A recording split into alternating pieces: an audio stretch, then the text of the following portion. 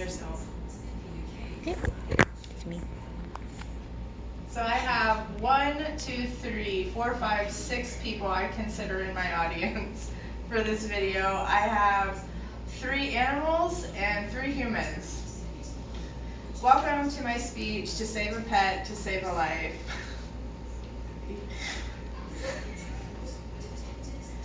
What I want to talk about today is the difference between adoption, fostering, and rescuing pets. There's so many different things that you can do to save a life when it comes to putting pets into your home. It's not all about breeders and puppy mills and pet stores. You never know where those animals are going to come from. So first I want to introduce my animals that are rescues, adoptions. Come here, Nene. These are my brothers. This is Peanut, call him Petey, P. He's the runt of the group. This is his brother Ollie. He's a big baby. He likes his mama, and that's about it. These 2 came from a home. A lady had bred her dogs, and this is what I got from her for free because she didn't know what to do with them. And then, you can come over here. This is Miss Libby. Oh, come here. She's older. She's a mixed breed that we got from Kansas City, Kansas. She's almost blind. She barks a lot, but she's a part of our family, and she's a great dog. Haley, she has to go over there. Get the lane.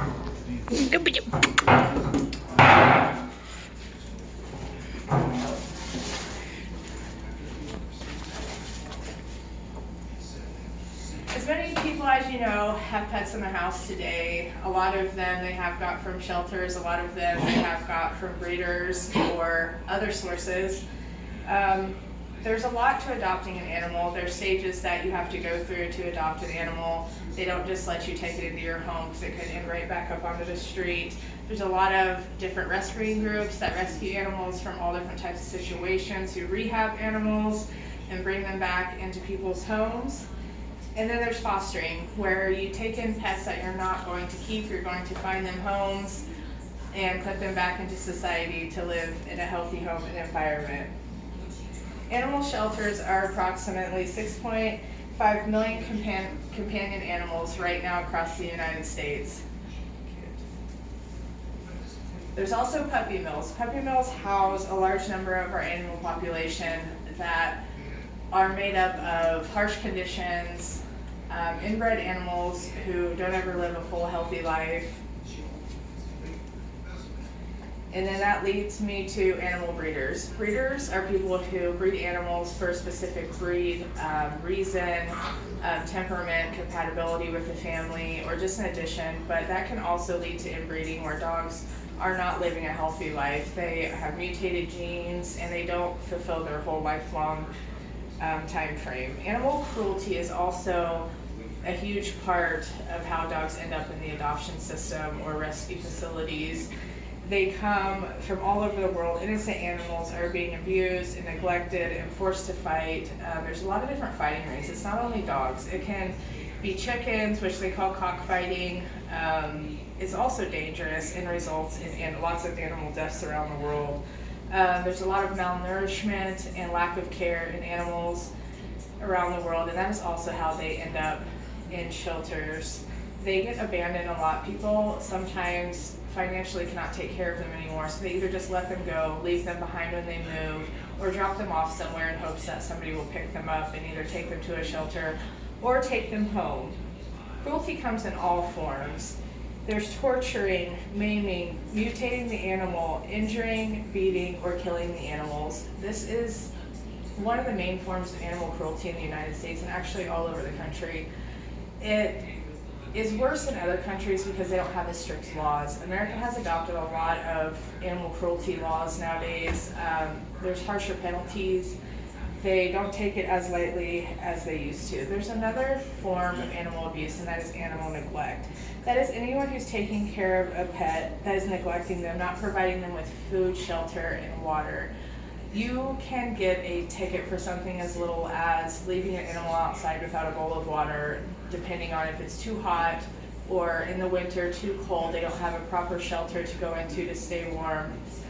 So these are all forms and reasons why animals end up in shelters and how they end up back in society rehabbed. There's a lot of things that animal shelters look for when it comes to rehoming an animal into a home. Like I said before, there is many things that they consider. They don't just give somebody an animal usually unless there's an adoption fair, and sometimes they're there and they go the same day, but you still have to fill out paperwork. There's no background checks or anything like that, but it's definitely an extensive process if you're going to a nice shelter where they really take pride in rehoming their animals into the correct homes. The things that they look for is there enough space for everyone to move around, the people in the home as well as the animals? Is there good ventilation for the animal? If they're kept in an inside unit or a small space, it has to have good ventilation. The conditions have to be clean. There cannot be trash everywhere. It cannot be anything that can harm an animal that it can eat and ingest and possibly hurt it. Access to clean water, that's the main thing. Every animal has to have clean water, as well as humans. It's the same thing. Their bodies function similar to humans. They actually take a lot of the same medicines that we get when we get sick. So our immune systems and our health digestive systems are very similar when it comes to clean water. It can also make them sick if it's not clean. There's parasites, germs, bacteria, all sorts of things in water that can harm them. Good light. They also need light, just like any human. You can't live in the dark. You have to provide them with adequate sunlight and be able to live a normal life. It's a part of their life as well. You couldn't imagine living in darkness your whole life, or somewhere where somebody just locks you up all day and there's no windows, no light, anything for you to see.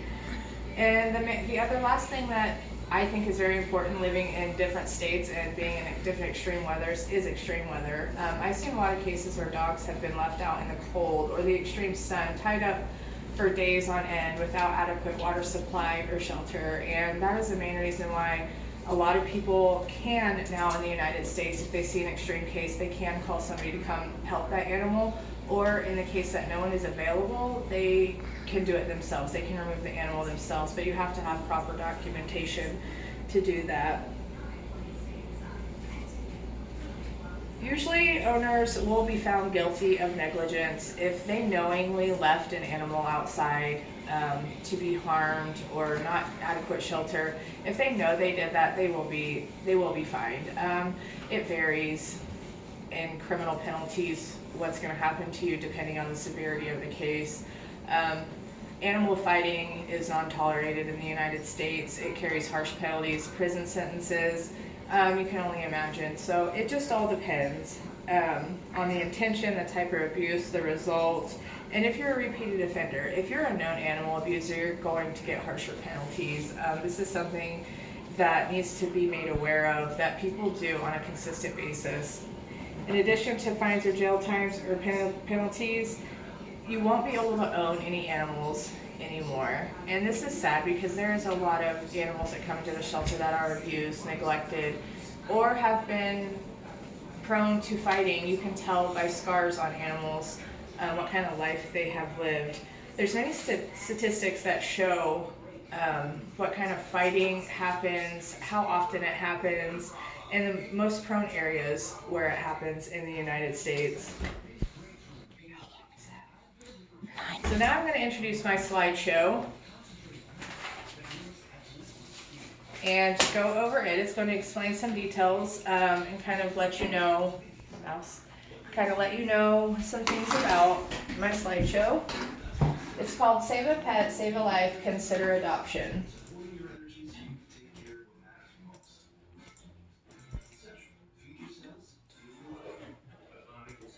Just a second.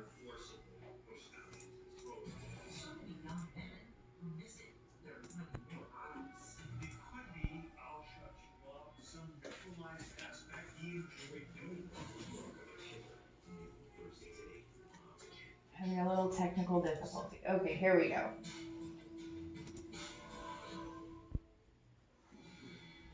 On the night of February 25th, 2006, Save a life, save a pet, save a life. There's so many options when it comes to finding a pet for its forever home. Adoption of your forever pet will not only give the animal a chance, but we can also have a great companion in our life as well.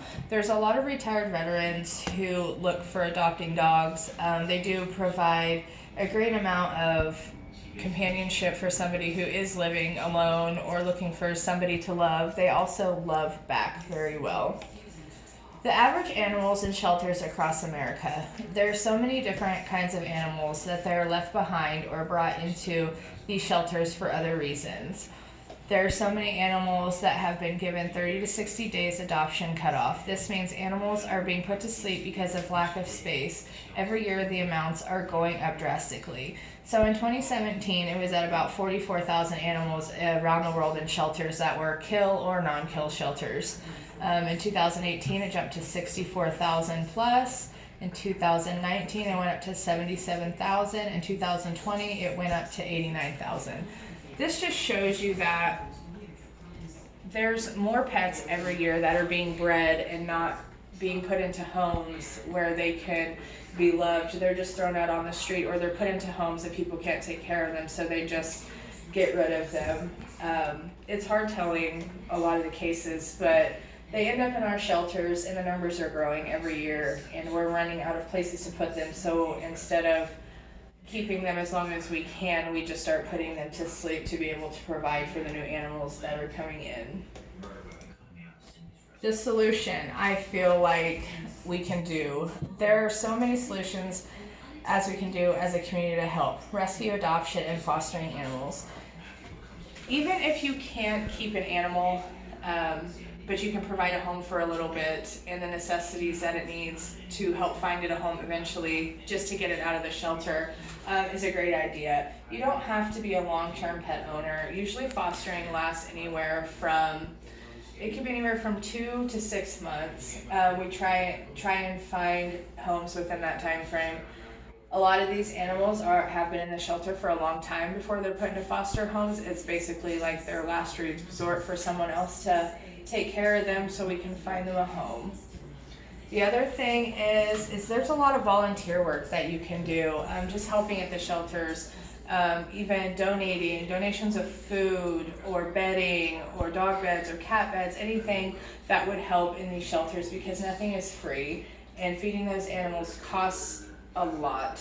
There's numbers that show how much it costs, but it's very expensive. I would say one animal I think I read was approximately $525 a month just to feed and vaccinate and care for. So it is expensive, so every little bit helps, no matter if it's rescuing, adopting, fostering, donating, volunteering, everything helps.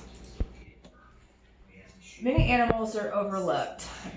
This is one of the main problems why animals aren't adopted and they do sit in shelters. People don't understand that once an animal sits in a place for so long, their temperament can change. They can become depressed just like people. A lot of them are older age dogs, but those are the ones I believe that I look for when I go into shelters. They have been put into homes before, they're familiar with humans, and they actually make really good pets. That's my little dog right there. She's going on 13 years old, and she is very smart, great little dog. Disformities. This comes from the puppy mills and the breeders. A lot of them are bred brother and sister, and they come out and they are disformed. They have chromosome issues, and they are not the dog that would ever live a normal life. Their temperament. A lot of animals come in aggressive depending where they come from, and they cannot either be rehabbed or they have to be put into homes where they're the only pet, or they have to get along with pets, or some don't get along with kids. So it's all factors. It just depends what the animal is like and who it can be placed with. Some people shy away from shelter dogs because they don't know their history, and they don't know if they're going to need continuing vet care or how much it's going to cost to take them to the vet. And so people become wary when they're not financially equipped totally, but they could care for an animal. So some people overlook animals because they don't think that a disabled dog would be a good fit in their home because they wouldn't be able to care for them. And this is just, it's kind of hard to see, you can't really see this, but I'll describe what it is. This is my how it works. A lot of people, like the SPCA, they do a lot of adoption fairs or low adoption fees. This is done a lot when there's overcrowding and they want to get animals into homes as fast as possible to make room.